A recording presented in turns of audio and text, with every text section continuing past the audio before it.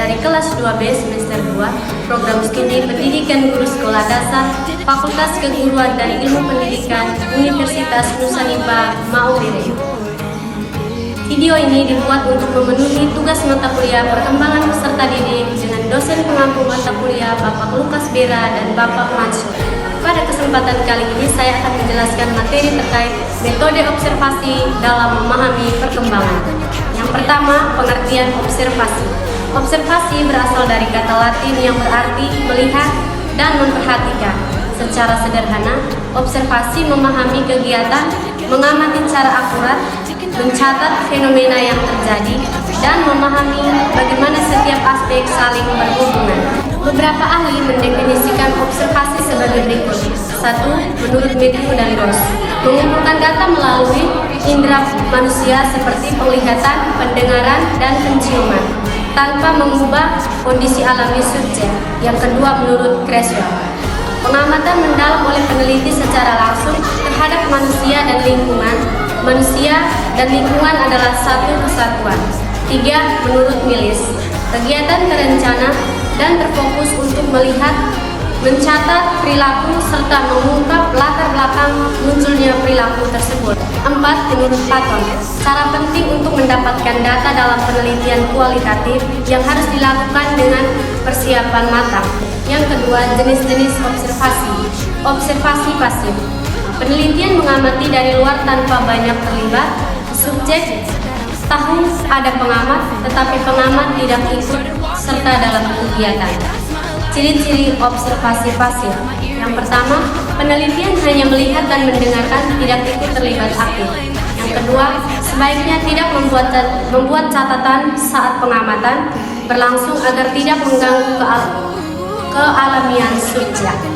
Yang ketiga, catatan dibuat segera setelah sesi observasi selesai. 4.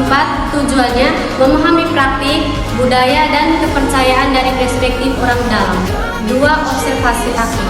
Observasi aktif, peneliti secara aktif ikut terlibat dalam kegiatan kelompok yang diamati, tetapi tetap menjaga perannya sebagai peneliti.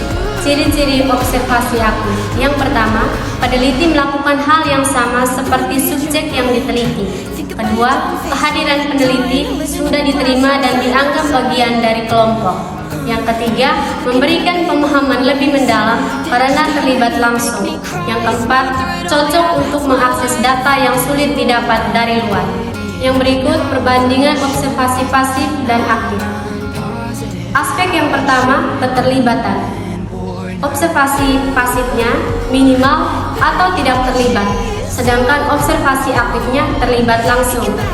Aspek yang kedua, pengaruh peneliti. Observasi pasifnya lebih kecil, sedangkan observasi aktifnya lebih besar. Aspek yang ketiga, kedalaman data. Observasi pasifnya lebih umum, sedangkan observasi aktifnya lebih mendalam. Aspek yang keempat, pencatatan. Observasi aktifnya setelah observasi, sedangkan observasi aktif saat atau setelah observasi. Yang berikut, penggunaan alat observasi. Observasi adalah cara guru mengumpulkan data tentang perkembangan anak. Agar efektif, pengamat perlu yang pertama, bersabar dan menunggu apa yang benar-benar terjadi, bukan buru-buru menyimpulkan. Yang kedua, menghindari penilaian dan bias pribadi. Yang ketiga, memperhatikan komunikasi verbal seperti ucapan anak dan non-verbal seperti ekspresi dan bahasa tubuh. Yang keempat, menjadi objektif meskipun guru terlibat langsung dengan anak.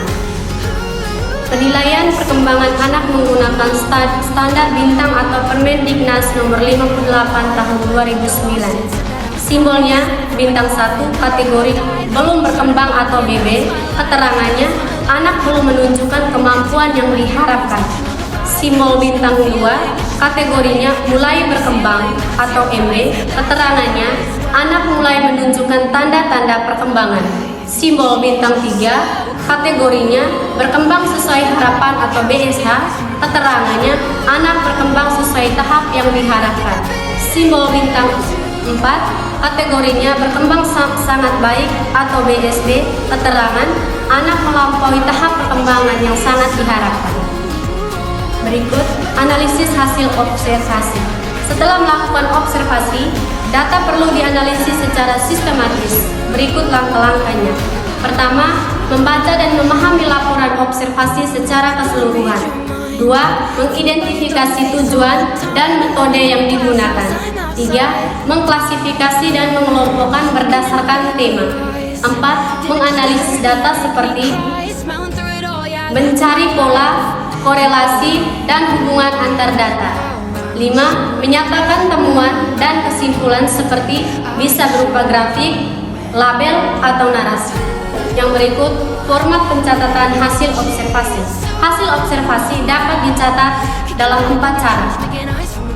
Yang pertama, naratif. Contoh alat atau bentuknya, catatan berjalan atau running record, catatan anekdot, jurnal, dan buku harian. Yang kedua, acuan kriteria. Contoh alat atau bentuknya, skala evaluasi, daftar perkembangan anak atau checklist, penilaian standar. 3. Cuplikan karya. Contoh alat dan bentuknya, foto, rekaman audio atau video, tulisan anak, gambar, dan hasil karya seni. 4. Kuantitatif. Contoh alat atau bentuknya, format event, sampling, dan time sampling. Jadi, kesimpulan dari materi yang dijelaskan tadi adalah observasi merupakan metode pengumpulan data yang fundamental dalam memahami perkembangan peserta didik.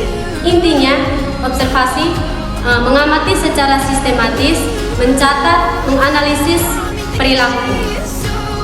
Ada 2 jenis utama observasi, yaitu observasi pasif atau hanya mengamati, dan observasi aktif atau ikut terlibat. Pengamatan yang baik harus objektif, sabar, dan tidak tergesa-gesa menyimpulkan. Hasil observasi bisa dicatat secara naratif, kriteria, cuplikan karya, atau kuantitatif. Observasi sangat berguna untuk memahami perkembangan kognitif, sosial, dan emosi